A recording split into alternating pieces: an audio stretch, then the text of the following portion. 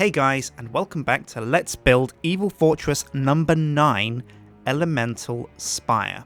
Now we've been on the Evil Fortress now for 9 episodes, and that's a long time to work on one specific project.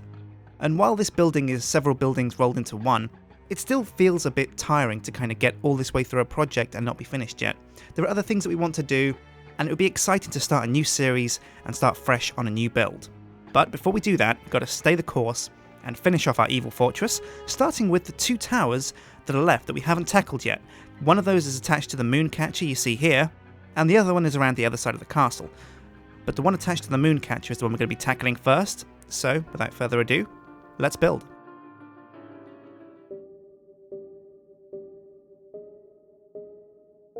Now I wanted to do something different with this roof. I didn't want it to be just a normal red peaked roof like the ones you see on the left and right and all around the castle.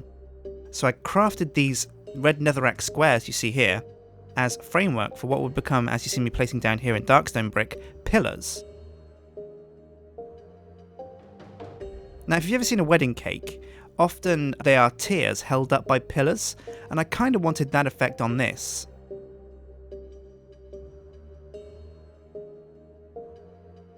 But instead of holding up a whole level, it would just hold up a ring, and then after the first ring, there would be another level of pillars, which would hold up the roof. And I wanted to build a kind of outdoor exposed library. So you see me here ringing around the pillars with darkstone brick, and then building up again.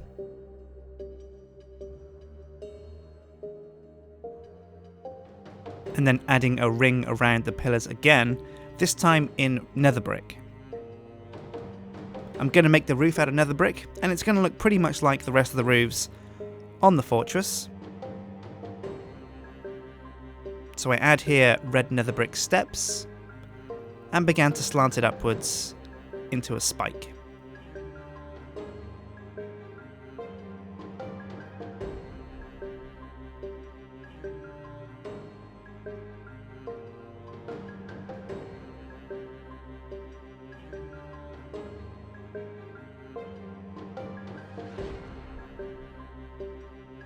Now the roof tends to kind of become a bit square, and because the tower was originally a cylinder, I used the edges you see at the sides, the 4 edges,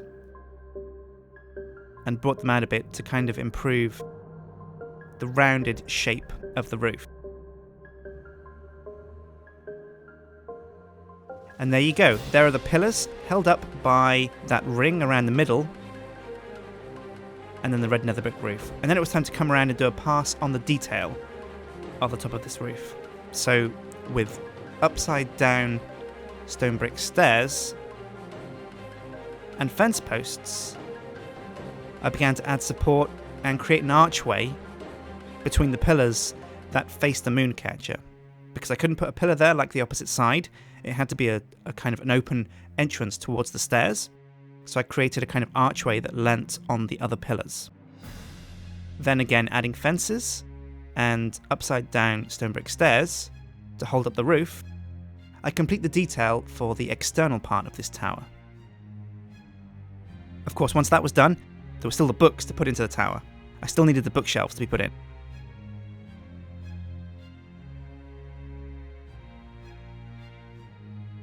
And if you've seen the Great Library from the first castle I built back in the kingdom, I wanted to repeat that idea of having bookcases separated by empty blocks with fence posts in them. I think that was a cool look, and so I wanted to repeat it here.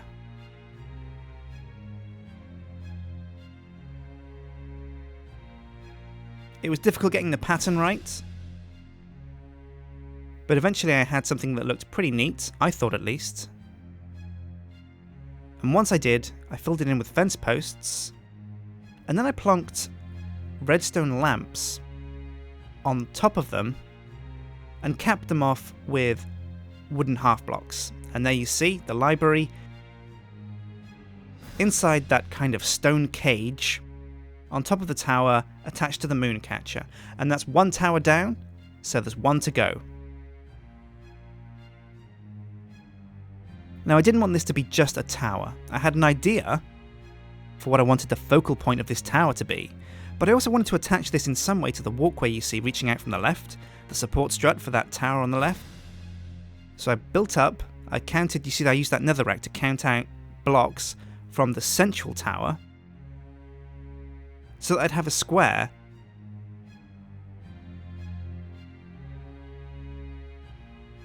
that was exactly diagonal and parallel to the main tower itself. And I toyed around with these struts because one of the struts, the strut going towards the strut behind, was going to be a staircase up to the platform, but the strut closest, the one that leans on the tower that has not got a roof yet, is just going to be a support strut. But once I was happy with how those staircase-like stone bricks reached up, I started to build up with the tower. It took me a long time to kind of visualize how I wanted this platform in my mind. But once I built up with the tower, I had it clear in my head exactly how this was going to go. It was going to be a square attached to the cylinder attached to the main keep. And here's a closer look at how those support struts attach to the square.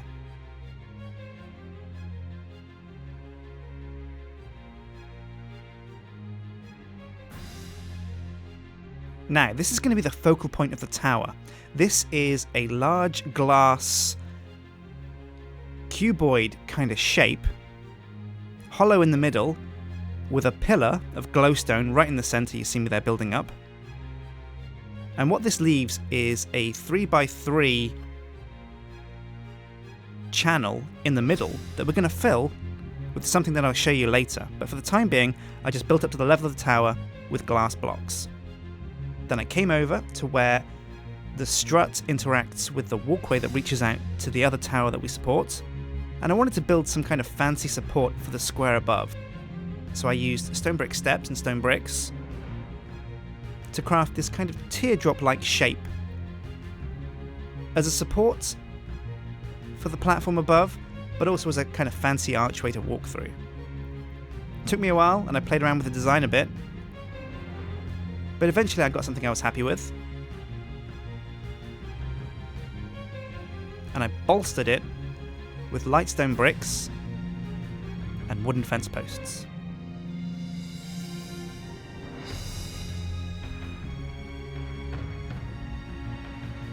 Now, with the archway done, I built the stairs into the support strut on the left. I gave it a border of dark stone bricks so that you don't accidentally fall off the stairs into oblivion.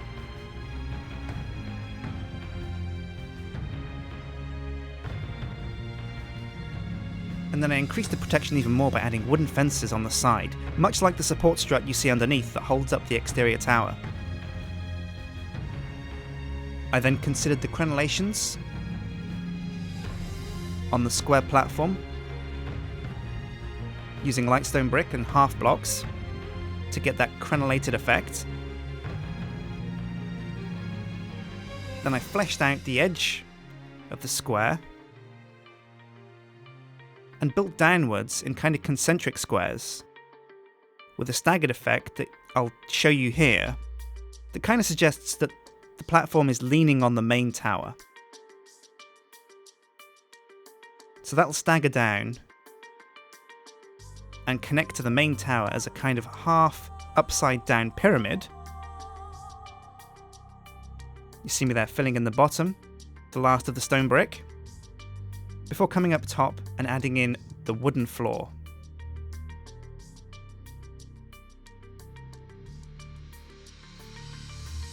And now with that in place, it was time to raise this tower slightly. Again, this tower was also going to become square at the top. But not only that, because the tower had a centre that was uneven, its centre was 4 blocks rather than 1.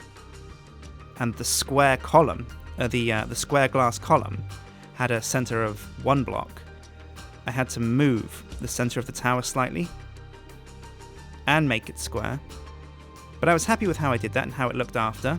One of the edges is slightly off centre, but that's unfortunately unavoidable. And once the crenellations were in place, I built up again with the glowstone blocks and the glass. Now what's going to be in here is this is going to be a spiral kind of structure.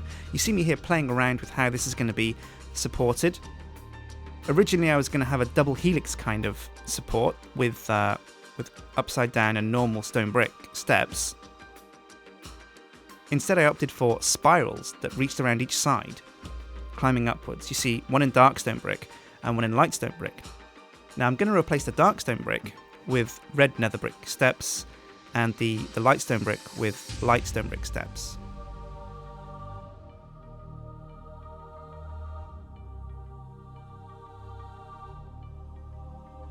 But what we're basically going to have is lava and water spiraling down this glass column, going around the core glowstone center. And it's all going to flow from a kind of bowl held at the top, full of lava and water. And this is what I mean by the elemental tower. This is where fire and ice clash together and spiral down into the core of the obsidian platform.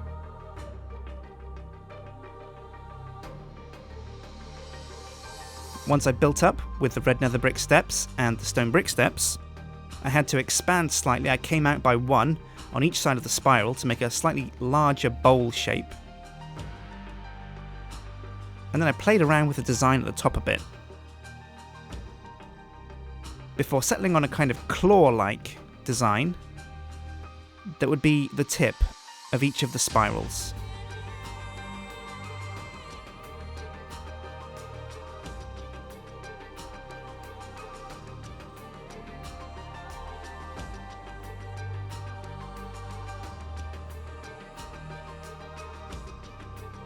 Almost like tentacles reaching up from the base obsidian platform. These wrap around the glass column and hold the lava and water in place.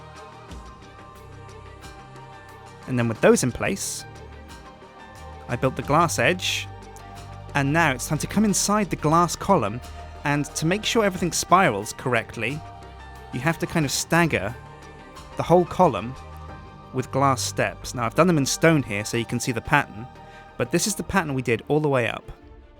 And you see the finished pattern here, still in stone. And it's something we'll change to glass. And then you see me here inside the bowl at the top, separating the two halves with a glass border in the middle.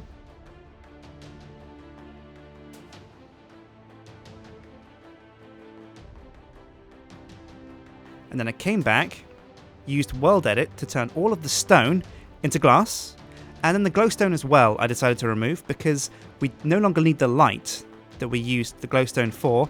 The lava will create that when it spirals down. And then I filled the bowl with obsidian and stone, turned the obsidian into water, the stone into lava, and then watched it spiral its way down.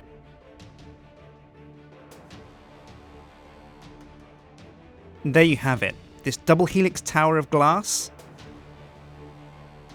supporting these channels of lava and water, fire and ice, climbing its way all the way to the top.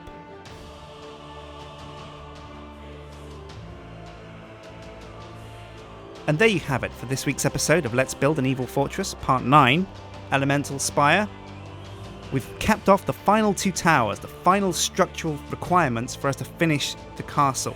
All we need to do now is add detail to the side of these towers because they look really bland and plain. Adding detail like that, walls and walkways and things, is really going to flesh out the whole design and make it feel like a much more robust, realistic and defensible structure and castle. One of my concerns is that because the whole thing is made up of pretty much towers, there's not much space inside for any real rooms. So that's something we'll think about. But join me next episode when we kind of round off the castle and try and finish off with the detail and aesthetic. So I've been Sjin. Thanks for watching.